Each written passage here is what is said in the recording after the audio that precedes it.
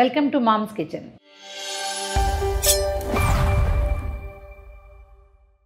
ఎండాకాలం ఫ్రైలు అవి తినలేకపోతామండి. బెండకాయలో, దొండకాయలో, అరటికాయ, కాకరకాయ అవి కనపడతాయి కానీ ఫ్రై డ్రైగా ఉంటుంది, గొంతు దిగదు, ఏదైనా కొంచెం లూజ్గా చేసుకోవాలనిపిస్తుంది.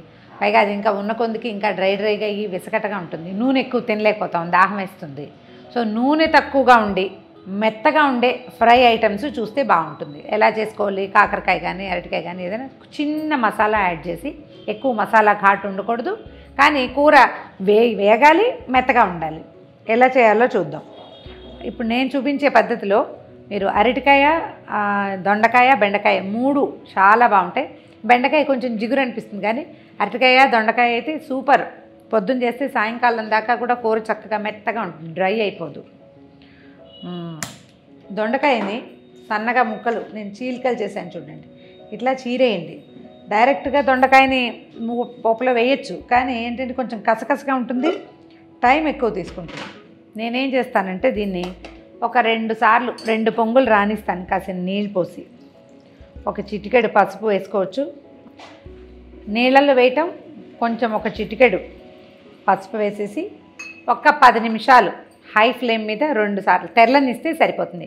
2-3 పొంగులు వచ్చేస్తాయి. నీళ్ళు పొంగగానే సిమ్లో పెట్టామనుకోండి ఇంకోసారి పొంగు వస్తుంది. 2 లేదా 3 పొంగులు రానిస్తే ఈ దొండకాయ ముక్కలు కొంచెం స్మూత్గా మెత్తగా అవుతాయి, అంటే కసకస తగ్గిపోతుంది, తర్వాత తొందరగా వేగిపోతుంది.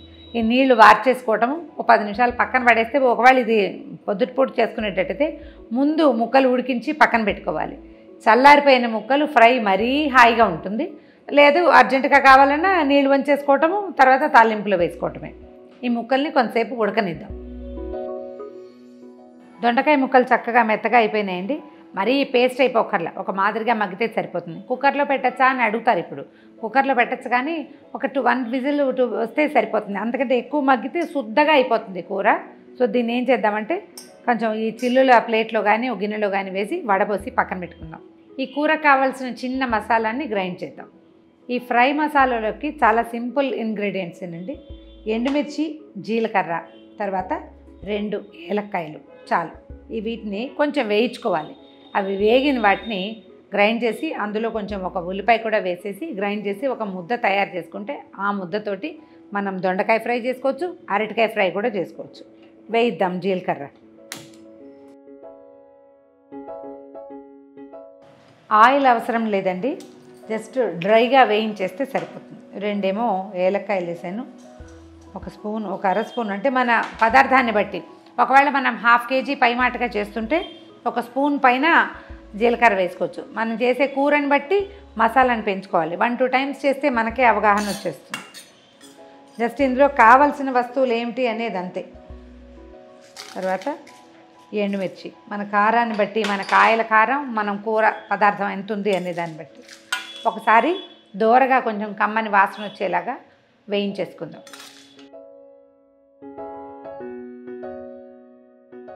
ఇవి వేగిపోయినాయండి. స్టవ్ ఆపేసేసి ఒక మిక్సీ జార్లోకి ట్రాన్స్ఫర్ చేద్దాం దీన్ని.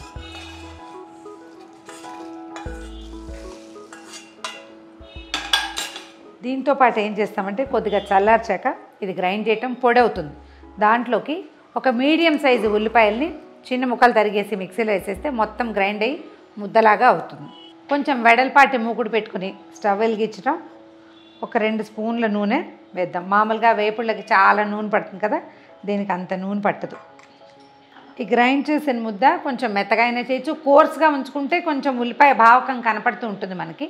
అది వద్దనుకుంటే చక్కగా మెత్తగా కలిపి గ్రైండ్ చేసేసి ముద్దలాగా చేసేసుకోవచ్చు. కొంచెం కరివేపాకు నలిపేసి వాసన బాగుంటుంది, నూనెలో వేయండి. వేసాక మనం ఈ గ్రైండ్ చేసిన ముద్ద ఉంది కదా, దాన్ని నూనెలో వేసేయండి.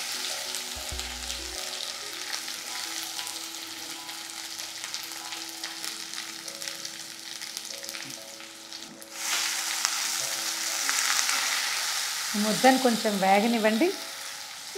మనం మిక్సీ జార్లో కాసిన నీళ్ళు పోసి కూడా వేయించేసేయచ్చు, ఏం కాదు, మసాలా వేస్ట్ కాకుండా ఉంటుంది.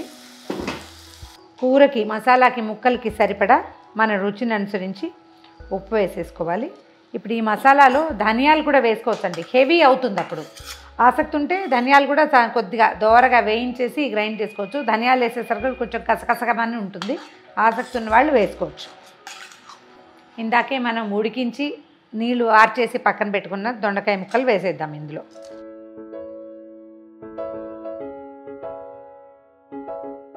ముక్కలకి మసాలా అంతా పట్టేలాగా ఒకసారి కదపండి. తర్వాత మీడియం ఫ్లేమ్ మీద దీన్ని వేగనిస్తే చక్కగా సరిపోతుంది. మూకుడంతా విశాలంగా పరిచేసి నిదానంగా మంట సెగకి ఇది వేగేలాగా చేయండి. సిమ్లో పెట్టి తాపీగా అవుతుంది. ఎంత బాగుంటుందో, వాసన చాలా బాగా వస్తుంది. కూర వేగేసరికల్లా ముక్కలు వేగిపోతాయి, ముందే ఉడికినాయి, ఇప్పుడు ఇంకా చక్కగా వేగుతాయి. ఈ మసాలా పట్టి ఎక్సలెంట్గా ఉంటుంది రుచి. అకేషనల్గా అప్పుడప్పుడు కదుపుతూ అడుగు అంటుకోకుండా చూసుకోండి. ఇంకా నూనె కావాలి అని అనిపిస్తే వేసుకోవచ్చు. కానీ మనం ముద్ద వేసాం కదా, ఆ తడికి ఆల్రెడీ ఉడికిన ముక్కలు కాబట్టి ఎక్కువ ఆయిల్ అవసరపడదు. ఎండాకాలం నూనె తక్కువ వంటకాల్లో దీన్ని కూడా పెట్టుకోవచ్చు. చూడండి ఇందాక ఎలా ఉంది, ఇప్పుడు ఎలా ఉంది, టెక్స్చర్ మారిపోయింది కదా. ఇంకొక 2 నిమిషాల పాటు ఇది పాత్రకి అంటకుండా, ఇది ఎలా మనకి ఇలాంటి మెత్తటి వేపుళ్ళు తెలుస్తాయంటే మనం కదిపితే కింద ఆయిల్ స్ట్రెయిన్స్ కనిపించాలి. మనం వేసిన 2 స్పూన్ల నూనె మొహం కూడా ఈ కింద కనిపించాలన్నమాట. ఇలా ఎప్పుడు కనపడుతుందో కూర అయిపోయింది, తినడానికి సిద్ధంగా ఉంది అంటే వడ్డిచ్చేందుకు సిద్ధంగా ఉంది అని అర్థం. జనరల్గా వేపుళ్ళకి పక్కన సాంబారో రసమో ఖచ్చితంగా కావాలి. చాలామంది దానికోసం చూస్తారు. ఒట్టి వేపుడు ముక్కలు డ్రైగా పొడి పొడిగా అందరూ తినలేకపోతారు. బట్ ఈ ఫ్రైకి మాత్రం మీకు సాంబారు రసము అక్కర్లేదు. దీన్ని డైరెక్ట్గా చక్కగా అన్నంలో కలుపుకొని తినచ్చు. కలిపేసరికల్లా చక్కగా అన్నంలో బాగా కలుస్తుంది ఈ మసాలా ముద్ద ఉండటం వల్ల. మంచి వాసన వచ్చేదాకా వేగనివ్వండి. మెల్లిగా అడుగంటుతుందేమో అని అనుమానం వచ్చేదాకా స్టవ్ మీదే ఉంచాలి. ఇప్పుడు నాకు అనుమానంగానే ఉంది. చూడండి దొండకాయ ముక్కలన్నీ కూడా మెరుస్తున్నాయి. ఈ మెరుపు వచ్చిందంటే ఆయిల్ బయటకు వచ్చేసింది, చక్కగా వేగిపోయినట్టు. తీసేద్దాం, అయిపోయింది కూర. మన కమ్మని చవులూరించే దొండకాయ ఫ్రై రెడీగా ఉందండి. ఓ సర్వింగ్ బౌల్లోకి తీసుకోవటం, టేబుల్ మీద పెట్టేయటమే, వేడివేడి అన్నంలో కలుపుకుని తినేయటమే. ఇంకా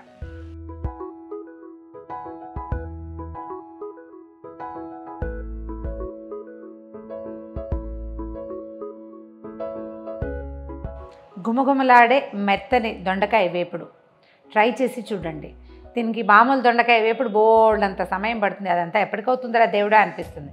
బట్ మీరు ఇసుక పాత్రలాగా ఉండే దొండకాయల్ని, కిలో దొండకాయలనైనా కూడా 20 నిమిషాల్లో ఇలా చేసేయచ్చు. పావు కిలో అయితే 5-6 నిమిషాల్లోనే అయిపోతుంది. ట్రై చేసి చూడండి. ఈ వీడియో కనుక మీకు నచ్చినట్లయితే లైక్ చేయండి, షేర్ చేయండి. మరిన్ని ఇంట్రెస్టింగ్ అండ్ సింపుల్ రెసిపీస్ కోసం సుమన్ టీవీ మామ్స్ కిచెన్కి సబ్స్క్రైబ్ చేసుకోండి.